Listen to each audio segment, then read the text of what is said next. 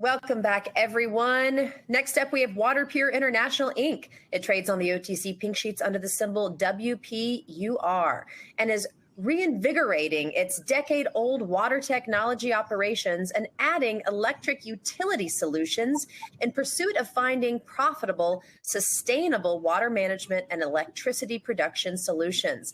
So attendees, please submit your questions for WaterPur through this webinar module now. And let's welcome its board of directors, Randy Torno, and the CEO, Sean Mathis. Welcome, gentlemen. Thank you. All right, the floor is yours. Take it away. Thank you. I wanted to introduce myself again. My name is Sean Mathis. I'm serving as the Interim CEO of WaterPur International. I did want to let everyone know that I'm the Interim CEO because I am an attorney. My primary purpose in becoming the interim CEO was to go through, work through some past filing issues that WaterPur had, clean those up, work on some developing a bridge between the past ownership of WaterPur with the new ownership of WaterPur, work together to create some acquisitions, making sure that we're compliant with OTC markets.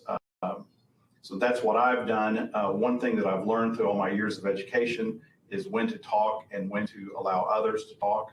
So that's why I brought Mr. Turno here today, who's on the board of WaterPur, and I'm going to allow him to speak as to the mission of WaterPur. Perfect. Thank you, Sean, for that. You have the slides? I think we can pull the slides up, and I'll go through our slide pack for what WaterPur's got headed down the road with. We do have the slides, yeah? Or do we need to put the slides?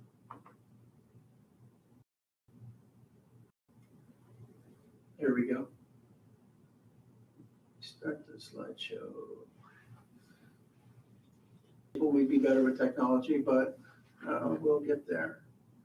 So presenter chat. Oh, where are we at? Slide one is up? Yes. Okay, so slide one is up.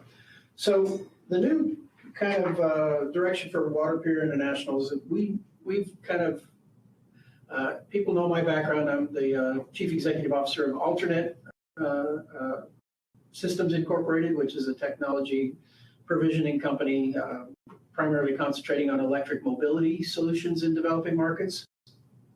One of the things that kind of the people I work with noticed as well is in addition to transportation issues, there are dozens of issues in developing markets that could be addressed and should be addressed by profit-oriented and good capitalistic endeavors. And one of those is water purification.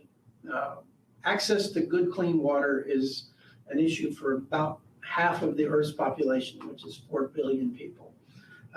And water issues run the gamut. I mean, while they're pronounced in developing markets, they're also, I mean, even in the United States, we have water issues. If you look at the Western United States, there's been a water crisis that's a decade and a half old in the Western United States. And part of it is there's a lot of people and not a lot of water there.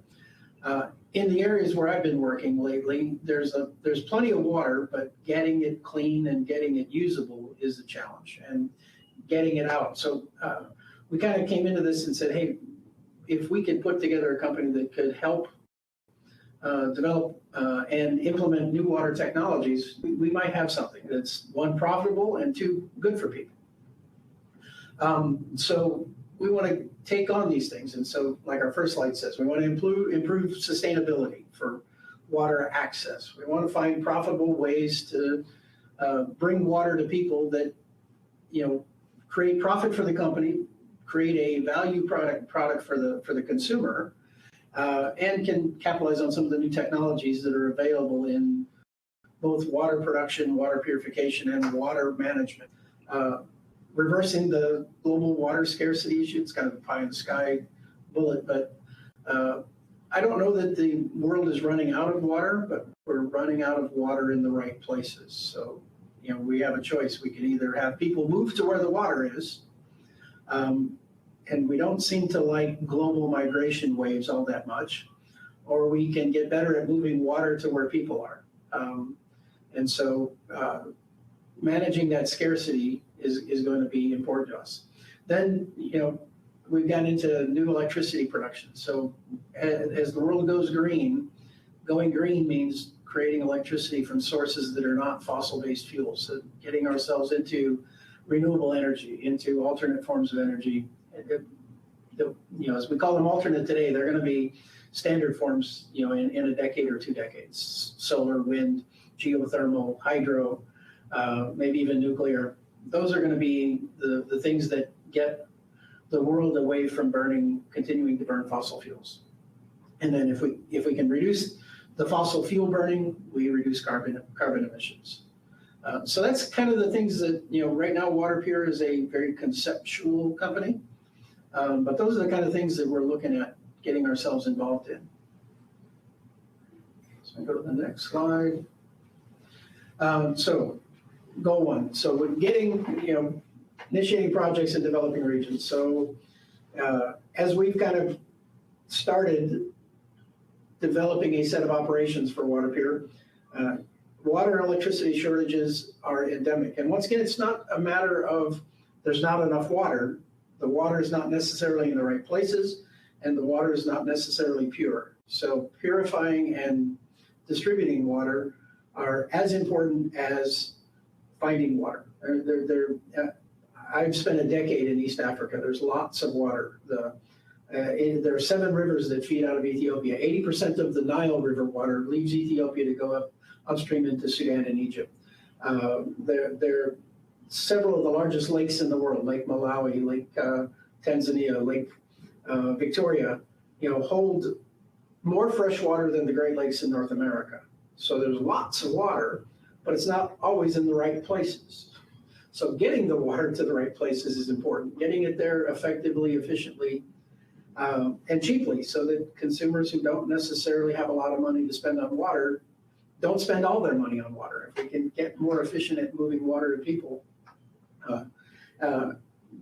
then people can develop. The economies can develop if they can, keep people in one place. And when I talk about we don't like migration, in developing countries, they don't like migration either. They would rather people stay where they are. They don't want to have their own population internally migrating from place to place for lack of resources. So helping develop more efficient water technology and water distribution technology helps stabilize national populations, which allows national economic development.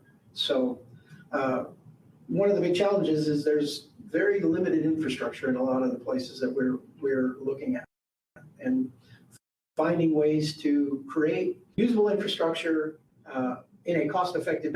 The reality is Kenya can't float a bond to build a Hoover Dam. They just can't. So how do we work within their limited national economic capacity, and how do we work within in a private sector economic capacity, so that we can capitalize on a lot of the smaller, there's money to be spent and there's a will to do these things, but doing the grand projects is maybe impossible. So how do we scale our projects in a way that they're affordable for our target market? We can go to goal 2. So our method is to do that through, proof of principle, test trials, and then refining those. Try something. If it works, make it better, and then scale it up. We want to test a lot of new technologies. We want to see the new things in action outside of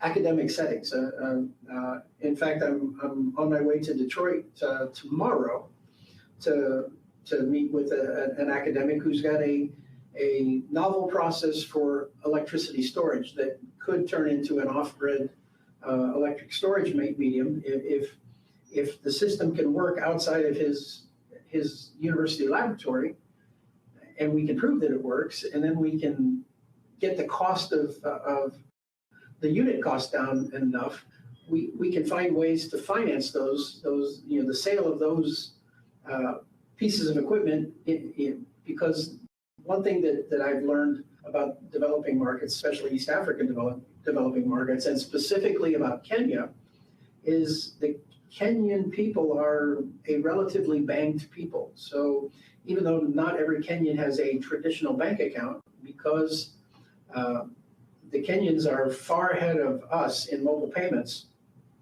there's a record of financial transactions for nearly every Kenyan citizen. So we can assess creditworthiness.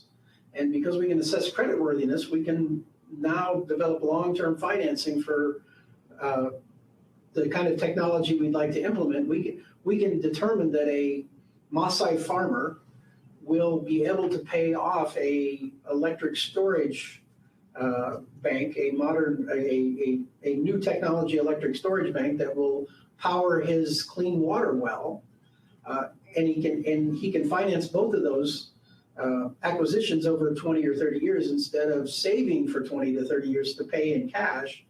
We can finance him over time, and that's a development changing activity. It allows us to unleash the potential today, rather than having a development partner wait for 30 years to dig a well until he has enough cash in the bank. He'll never really get enough cash in the bank. If we can finance the digging of the well through modern micro lending and access to the client's spending patterns, so we can give them a credit rating, and we say, you know what, that Maasai farmer is going to pay us back over 30 years. And we know he's going to pay us back, and he's going to pay us back at an interest rate that is profitable for us and acceptable for him. He gets access to water, and it's the same thing with electric storage. He gets access to electric storage today that allows him then to build his dairy operation, which allows for a whole set of downstream activities that we may not even be involved in today. But that's kind of where we're headed with WaterPur, is unleashing developmental potential through new technology deployment, new technology acquisition, and then making that profitable for us and profitable for our potential clients and customers. So then our last goal is to, I've kind of talked about it a bit already, is as we figure out which of these technologies and systems will work, we want to be able to scale them up. The goal isn't to dig one well in the Masai Mara in Kenya. The goal is to be able to develop a system that allows for the digging of 150 wells that are profitable to the well digging company, that are profitable to the financing company, that are profitable to the farmers. The goal isn't to sell one electric storage bank. The goal is to deploy 1,000 electric storage banks to farmers, villages, second-tier areas where regular electric infrastructure hasn't gotten yet and likely won't for some time. And that's another one of the challenges. Electric generating capacity is probably not the problem in at least the part of the developing world we're working in East Africa. There's a healthy river system. There's lots of hydro, lots of solar, lots of wind, but the distribution isn't there. The grid system, the way to get the power from where it's being generated to where it's needed is just not mature. And while the power can be gotten into the cities, the goal, I don't think, is to grow Nairobi into a super city of 30 million people. I don't think the people of Nairobi would be happy with that. I don't think the Kenyan people would be happy with 1 out of 3 Kenyans living in Nairobi. I think they would be much happier building a much more balanced population distribution across the country. And the only way you can do that is to get both water, get living utility distribution in a way that's equitable in lower population densities. So rather than building another 24 high velocity power lines across Kenya from the power generation to Nairobi, which would then just drive more people into Nairobi, which would make it an even bigger, even more unmanageable city. It would be better if we can keep people near where they are now, keep the Maasai in the Masai Mara. And if they can create economic activity at their homes, they don't have to move to Nairobi to get a job. They can create real economic activity here. This is kind of how it happened in our own country. The rural electric cooperatives electrified rural America, which allowed a lot of American farmers to become very productive. And not everybody had to move to New York City to get electricity, or Chicago, or Los Angeles. So we were able to, through a traditional grid system and a build out into low density areas, we had the national will and the money to do that. Our developing nation partners probably have the national will, but they don't have the money. And the cost of infrastructure now is exponentially higher than it used to be. There wasn't, the Hoover Dam, if it were to be built today, would be probably 10 times the cost in real terms. I'm not even talking about a dollars then versus dollars today. It would probably cost us 10 times more to build the Hoover Dam today in real dollars, in a dollar for dollar comparison. It would cost us, it'd just be outlandishly expensive. Well, we can't ask developing nations to, try to lay out that kind of money. They just don't have it. First, they don't have it. And then there's no recapturing of it. So if there are ways to jump past that high dollar infrastructure build out, and I think that's what we're looking at with these novel technologies, we ought to try it. So that's where we're headed with WaterPur, is to be a novel concept development, novel concepting, a novel technology and concept development, test, proof of principle, and eventually scaling company.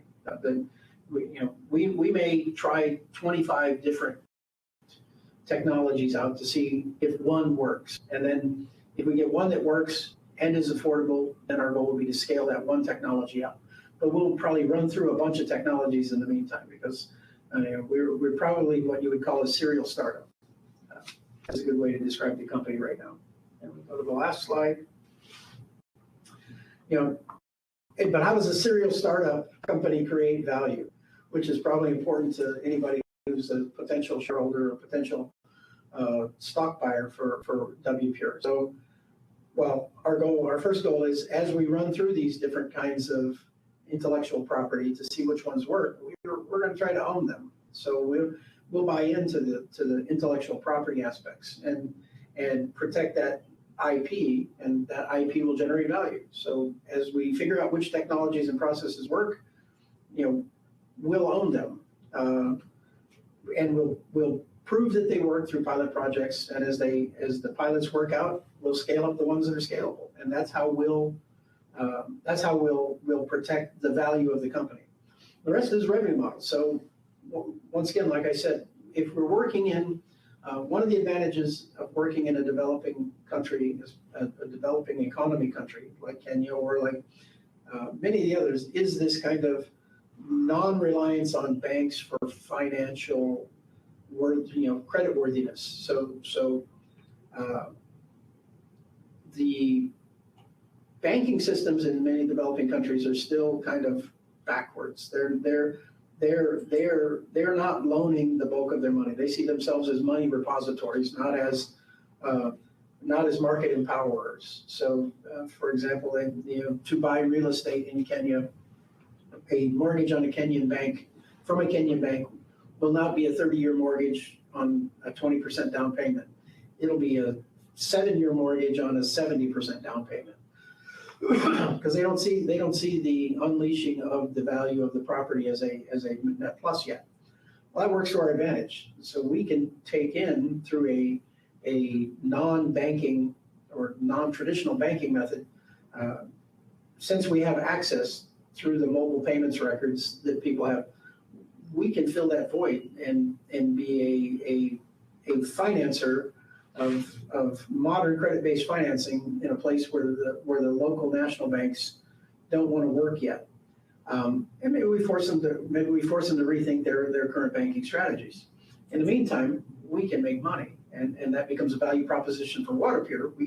We lend, we become the financier of many of these activities through long-term lending at agreeable interest rates. So it's at rates that are fair based on the economy's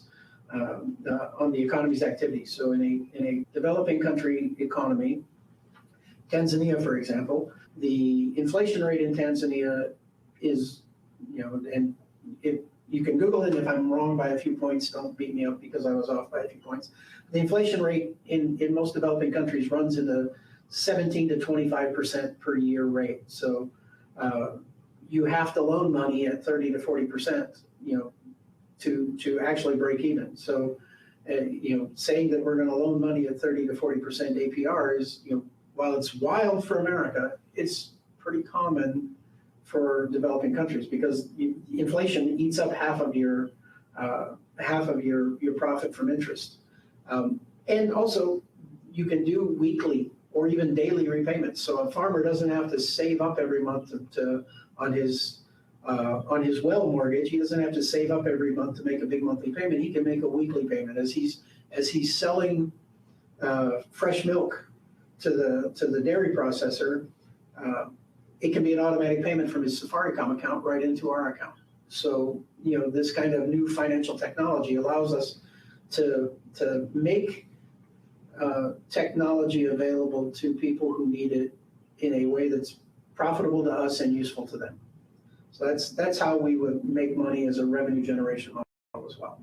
And so then finally we go to the last slide.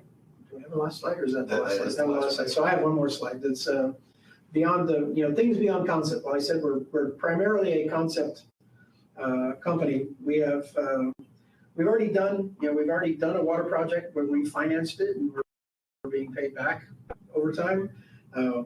We're working on some new water and electricity storage technology ideas. Like I said, I'm going to Detroit tomorrow to talk with a professor at Kettering University who's got an electric storage system that he thinks is deployable to places that we want to work in. So we're gonna see I'm gonna go see what he's got and see what the viability of actually sending it out into the field will be.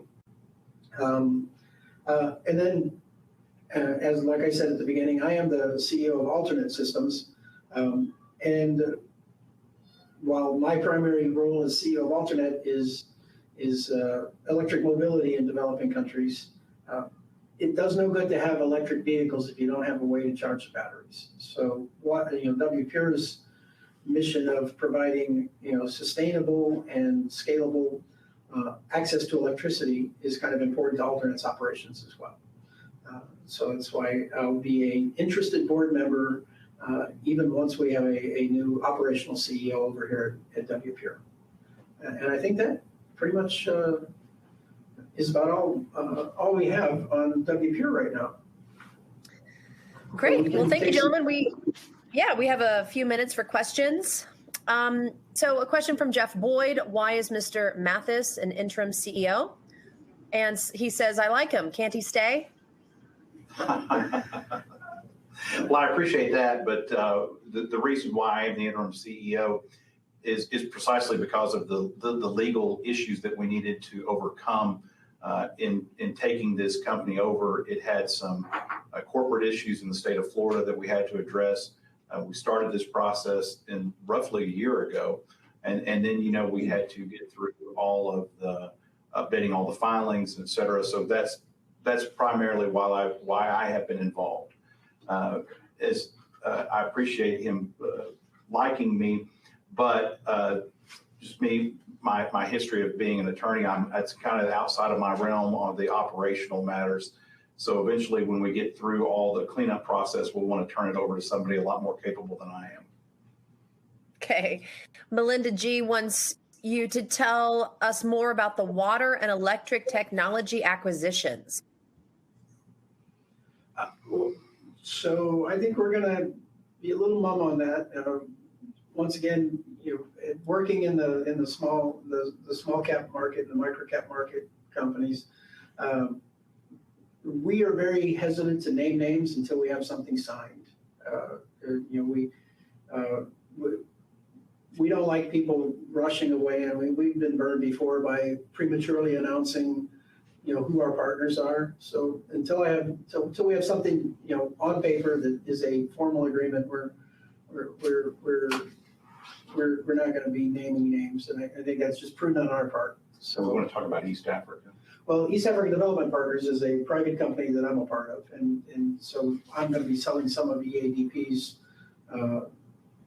holdings to WPUR down the road, but that'll be it'll come out in the filings. So that's the one I can tell you is some of the stuff that I was doing through the East African Development Partners privately held companies going to be transitioned over to WPUR, and when we do it, it'll all be filed and everyone will see it, but that'll be coming from me. That's the one I can talk about because it's me. Okay, thank you. Alex Adkins. Well, yes. Sorry, that's the one that I give the legal blessing to talk about as well. Okay. Alex Adkins wants to know, do you think the share price reflects the company's value? I would say no. I've been working in the penny market for a while, and I don't think any of the penny stock market share prices reflect the real value of the companies. It's a tough market to be in, and it's a market that is because a tiny bit of news or a tiny bit of activity can generate a wildly changing valuation. I don't think that what we're doing is worth probably more than what the company's valued at right now. How much more I couldn't tell you, but I think it's worth more than what it's. I would, if it were over 2 cents, I would not be thinking we were overvalued yet. Jim Clayton wants to know, what is the revenue forecast for next year?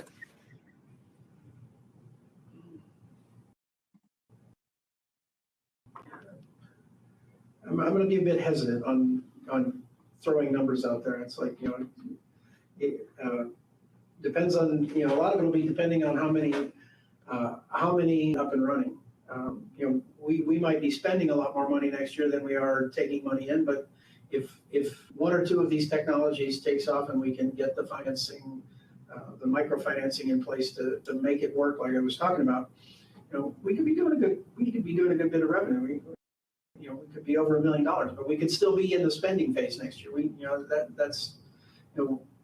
When you're hunting for, basically we're hunting for gems of technology in a big giant field of, I might be kissing a lot of frogs before I find a prince.